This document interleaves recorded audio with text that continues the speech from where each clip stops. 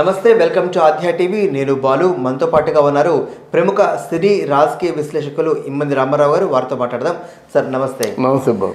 Sir, cinema ఇండస్ట్రీలో చాలామంది దంపతులు ఎవరైతే ఉన్నారో, కపుల్స్ ఉన్నారో, వాళ్ళ పెళ్ళిని పిటాకుల వైపు నడుస్తుంది. ఈ నేపథ్యంలోనే తమిళ ఇండస్ట్రీ నుంచి అజిత్ శాలిని కూడా విడాకులు తీసుకోబోతున్నారంటూ ఒక వార్త సోషల్ మీడియాలో చక్కర్లు కొడుతుంటుందన్నారు. ఇప్పటికే చాలా ఆదర్శమైనటువంటి పేరు అనేసి వాళ్ళని మేము చాలాసార్లు అనుకున్నాం. వాళ్ళ పాప కూడా చాలా చాలా ముద్దుగా ఉంటుంది. చాలా సందర్భాలలో ఏదైనా ఫంక్షన్స్లో జరిగినప్పుడు వాళ్ళ జంట కావచ్చు, వాళ్ళ కుటుంబం చాలా ఆదర్శంగా ఉంటుందని చెప్పేసి మనం అనుకుంటున్నాం. ఈ నేపథ్యంలో ఈ వార్తని ఎట్లా చూడాలంటారు? ఇది మనకి తెలుగు కంటే తమిళనాడులో పుకార్లు ఎక్కువగా ఉంటాయండి. ఎందుకంటే ఏమి అదిగో పూలు అంటే ఇదిగో తోకంటారు. మొత్తానికి ఏదో విధంగా భయభ్రాంతుల్ని చేస్తారు తప్ప వాళ్ళిద్దరూ మంచి కపులు. అవును, మంచి కబులు. వాళ్ళంత బయటపడేవారు కాదు. అవును. అక్కడ అజిత్ అనే వ్యక్తిని మనం తీసుకుంటే మనకి తెలుగు ఇండస్ట్రీలో అలాంటి ఆర్టిస్ట్ లేడు. ఖచ్చితంగా. ఈవెన్ తమిళ్లో కూడా మనం అనుకుంటాం కానీ రజనీకాంత్ సూపర్ స్టార్ అని, నిజానికి అజిత్ సూపర్ స్టార్. చాలామంది ఎవరో దిల్ రాజు లాంటి వాళ్ళు ఏదో తెలిసి తెలియక విజయ్ పెద్ద ఆర్టిస్ట్ అంటారు కానీ కాదు, అజిత్. అవును, అజిత్ పెద్ద ఆర్టిస్టు. అలా గడ్డాలు కవర్ చేసుకోడు, మీసాలు కవర్ చేసుకోడు, పెర్ఫార్మెన్స్ అదరగొట్టేస్తాడు. ఎక్కడికి ఏ స్థాయికి వెళ్ళిపోతారంటే ఆ స్థాయికి వెళ్ళిపోతారన్నమాట. ఇంత విచక్షణ, ఇంత షార్ప్నెస్, ఇంత ఇన్డెప్త్కి వెళ్ళి ఆలోచించే వ్యక్తులు వాళ్ళ జీవితం కోసం వాళ్ళు ఆలోచించుకోరండి అనుకుంటాను నేను. కనుక అదేమి కాదు, ఇది కేవలం ఏదో ఒక పుకారు ఇలా తీస్తారు. ఓ మైండ్ గేమ్, మానసికంగా గాయపరిచే విధంగా ఒక అంటే మాట్లాడుతుంటారు తప్ప ఆయన మాత్రం హీస్ హ్యాపీ నౌ. అది అంటే ప్రధానంగా పుకార్లు రావడానికి కారణం ఏంటంటే నిప్పులైతే పొగరాదన్నట్టుగా సామెత ఏదైతే ఉందో, గతంలో వాళ్ళు రాసుకొస్తున్నది ఏంటంటే వీళ్ళిద్దరి మధ్య చాలా కాలంగా సఖ్యత కుదరట్లేదు, ఏదో మనస్పర్ధలు వచ్చినాయి, కొంతకాలంగా విడివిడిగానే ఉంటున్నారు. ఈ నేపథ్యంలోనే అది అంటే విడివిడిగా ఉన్నంత మాత్రాన విడాకులు తీసుకున్నట్లుగా మనం భావించవచ్చు అంటారా? ఎలాగవుతుందండి? ఇప్పుడు సుమాను రాజ్యం విడివిడిగా ఉంటున్నారు, అలాగని విడాకులు తీసుకున్నారని మనం అనలేం కదా. అందువల్ల నాకు చాలా మంది ఉన్నారు అలాగా. ఇప్పుడు ధనుషును ఐశ్వర్య విడివిడిగా ఉంటున్నారు, విడాకులు తీసుకున్నారని మనం అనలేం కదా. అందువల్ల ఇది మనం దాన్ని మనం నమ్మకూడదు కూడా. వాళ్ళకొచ్చు వాళ్ళు ఏదో ఫ్రస్ట్రేషన్ ఉంటుంది, వాళ్ళు విసిగిపోయి ఉంటారు, ఒకరికొకరు దూరంగా ఉంటారు, మళ్ళీ కలుసుకుంటారు. అయినా ఇప్పుడు పెద్ద శృంగార ప్రపంచంలో, రసైక ప్రపంచంలో ఒక ఊగిపోతారని మనం అనుకోలేం కదా. Almost all they have crossed their life. Almost all సిన్సియర్గా జెన్యూన్ లైఫ్ క్రాస్ చేశారు. ఇప్పుడు ఏముంది, మామూలుగా వచ్చి ఆ బిడ్డలను చూసుకోవడం, ఆ బిడ్డలకి పెళ్ళి అయితే వాళ్ళ బిడ్డలను చూసుకోవడం తప్ప అంతకంటే వీళ్ళు లేదు కదా. అది మర్చిపోకూడదు. అయినా అజిత్ చాలా, మేము ఇండస్ట్రీలోకి వెళ్ళే కొత్తలో కుర్రాడుగా వచ్చేవాడు. తర్వాత ఏంటంటే ఎవరు మన చంద్రశేఖర్ ఎవరు ఉన్నారు, విజయ్ తాలూకు ఫాదరు డైరెక్టరు. అప్పుడు ఆ చంద్రశేఖర్ డైరెక్టర్ మాట తెలుగు జర్నలిస్టులు అంటే చాలా గౌరవించి కూర్చోబెట్టి మాట్లాడుతుండేవాడు. అప్పుడు ఉండేవాడు అలాంటి వ్యక్తి. ఆయన ఎంతో సినిమాని చూశాడు, ప్రపంచాన్ని చూశాడు, జీవితాన్ని చూశాడు. ఈరోజు ఎవరో అంటే అయిపోతుందా? ఏది ఉంటుంది. అంటే అజిత్ గురించి మనం మాట్లాడుకున్నట్లయితే ఇతర టెక్నీషియన్స్కి డబ్బులు ఇవ్వలేదన్న కారణంతో వాళ్ళకి డబ్బులు ఇస్తే తప్పిస్తే సినిమాలో నేను నటించాలని చెప్పేసి వెనక్కి వెళ్ళిపోయినటువంటి షూటింగ్ స్పాట్ నుంచి వెనక్కి వెళ్ళిపోయిన అజిత్ని కట్టుకున్న భార్యని అట్లా మధ్యలో వదిలేస్తారని ఎట్లా అనుకోవాలంటారు?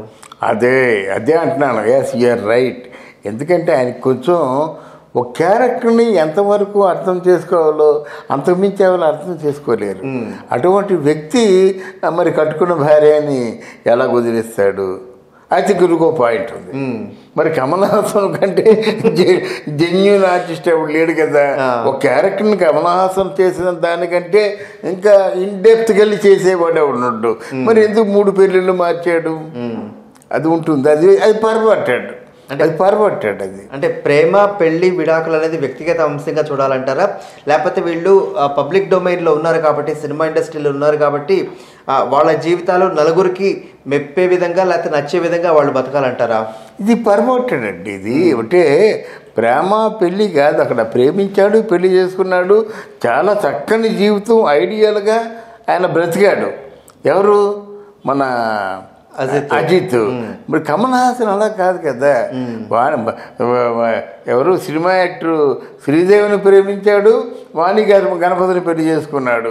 వాణి గణపతిని పెళ్లి చేసుకున్నాడు, వదిలేశాడు, డైవర్స్ ఇచ్చి అక్కడ ఎవరు సారికని పెళ్లి చేసుకున్నాడు. సారిక్కి 2 ఆడబిడ్డలు పుట్టారు.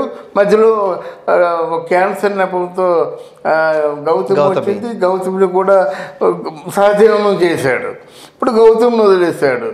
చాలా కష్టపడుతున్నాడు. ఆ జీవితంలో అట్లాంటి నిర్ణయాలు తీసుకోకూడదని కష్టపడుతున్నాడు. ఆయన వేరు. కానీ ఈ అజిత్ అలా కాదు. అజిత్ స్టబన్గా ఉన్నాడు, శాలిని ప్రేమించాడు, సరైన జీవితం గడుపుకున్నాడు. ఆ ఇండస్ట్రీలో కూడా చాలా మంచి స్టార్గా, స్టార్ కాదు మంచి ఆర్టిస్ట్గా. అవును, స్టార్ వేరు, ఆర్టిస్ట్ వేరు. అంటే నటనకి తన శరీరాన్ని ఎలా కావాలో అలా మలుచుకొని లావుగా కావాలంటే లావుగా ఉంటాడు, సన్నగా కావాలంటే సన్నగా ఉంటాడు. అవును, అంటే తన బాడీని, తన జీవితాన్ని తన సొంతంగా మౌల్డ్ చేసుకోగలిగినటువంటి అజిత్ని తన జీవితాన్ని ఇట్లా నాశనం చేసుకోవడానికి అనుకోలేదు. లేదండి, ఆయన బిడ్డలతో ఉన్నాడు. ఆ బిడ్డలు ఏమైపోతారు చూసుకోవాలి కదా. నీ బిడ్డని కనే హక్కు లేదు, కన్న సరితే బిడ్డని విడిచిపెట్టే హక్కు లేదు, విడిచిపెట్టిన తర్వాత నీకు బ్రతికే హక్కు లేదు. నా ఉద్దేశం అది. ఎవరో ఉన్నారు, పందులు కంటున్నాయి, మీరు కంటున్నారు, కనే హక్కు వచ్చింది, బిడ్డ కన్నారు, బిడ్డను చూసుకుంటున్నారు. తర్వాత వాళ్ళని ప్రయోజకులు చేయాలి, మీకంటే గొప్ప వాళ్ళు చేయాలి. అంటే మనిషి కనీస బాధ్యత, నా ఫీలింగ్ అది. మీకంటే ప్రయోజకులు చేయాలి. అయిపోయిందా? తర్వాత వాళ్ళని అసలు పూర్తిగా సమస్య లేకుండా ఏమి పట్టించుకోకుండా వాళ్ళు విడిచిపెట్టేస్తారని చెప్పినట్టయితే వాళ్ళని విడిచిపెట్టి మీకు బ్రతికే హక్కు ఎక్కడ ఉంది? దండగా వాళ్ళేమో బజార్ పాలు అయిపోవాలా? వాళ్ళ ఆకలి దప్పికలతో చేస్తూ రోజుకోసారి చేస్తూ బ్రతుకుతూ వాళ్ళు బతకాల, నువ్వేమో ఎక్కడో ఉంటావా?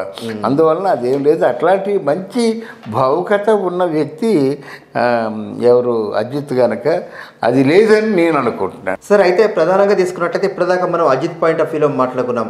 అయితే శాలిని కూడా మనకు బాగా సుపరిచితురాలు, ఒక హీరోయిన్ గా తెలుసు, చైల్డ్ ఆర్టిస్ట్ గా మనకి జగదేక వీరుడు, అతిలోక సుందరిలో వాళ్ళ అక్క చెల్లెళ్ళు, వాళ్ళ తమ్ముడు ముగ్గురు కలిసి నటించారు.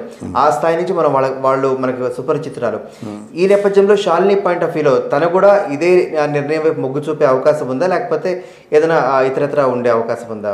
ఇక్కడ మీకు శాలిని గురించి నా అనుభవంలో ఉన్న ఒక మంచి ఒక నగ్న సత్యాన్ని చెప్తాను. చెప్పండి. సందర్భం వచ్చింది కదా, ఒకసారి అప్పట్లో శివాజీ గణేష్తో యాక్ట్ చేస్తుంది శాలిని వాళ్ళ నాన్న తీసుకొచ్చాడు. వాళ్ళ నాన్న తీసుకొస్తే పాపను పట్టుకొని ఇలా పైకెత్తి, పాప అలా చేసా, ఇలా చేసా, అలా చేసా, ఇలా చేసా, నేను నీ తండ్రినమ్మా, అదమ్మా, ఇదమ్మా, చూడ పాప ఒకసారి నాన్న నన్ను పిలువని ఏదో అంటున్నాడనమాట. శాలిని ఏముందంటే, ఎందుకలా కలుస్తా అంతే, ఒక్కసారి ఎందుకలా కలుస్తా అనేసరికి అలా ఉండిపోయి ఆడాడా ఎన్నాడా అంత పొన్ను ఎవరు ఏడా అనేసరికి శాలిని కొత్తగా అమ్మాయి యాక్ట్ చేస్తుంది అని చెప్పేసరికి, అమ్మ ఇప్పుడు నెమ్మదిగా సురుడుమా అంటే నెమ్మదిగా మాట్లాడమంటే నెమ్మదిగా సురుడు అని చెప్పింది మాట. అంటే ఆ చిన్నప్పుడు ఒక శివాజీ గణేషన్ లాంటి ఆర్టిస్ట్కి ఇది చూసుకుంటే శాలిని నవ్వుకుంటుందిలే. ఆ చిన్న వయసులో శివాజీ గణేషన్ లాంటి ఆర్టిస్ట్కి అంత గట్టిగా అరుస్తాయి ఎందుకు, నెమ్మదిగా డైలాగ్ చెప్పొచ్చు కదా అని చెప్తే ఆయనేమో, అమ్మ ఇప్పుడు చెప్తున్నాను, ఏమాత్రం నెమ్మది సరిపోతుందా అని ఆవిడ అడిగి డైలాగ్ చెప్పాడనమాట. అది శాలిని తెలివితేటలు. అట్లాంటి తెలివితేటలు ఉన్న వ్యక్తి అజిత్ ప్రేమని యాక్సెప్ట్ చేయదు. ఓకే, ఎందుకంటే ఆవిడకి మంచి భవిష్యత్తు ఉంది అప్పట్లో. అంటే అప్పటికే లైఫ్ని ఒక సెటిల్మెంట్కి వచ్చేసిందంటే ఎంత తెలివైందై ఉంటుంది, ఖచ్చితంగా అది ఆలోచించుకోవాలన్నమాట. నేను ఆ శాలిని గురించి చెప్పాలంటే అందుకే నేను కుతూహలపడ్డాను అనమాట.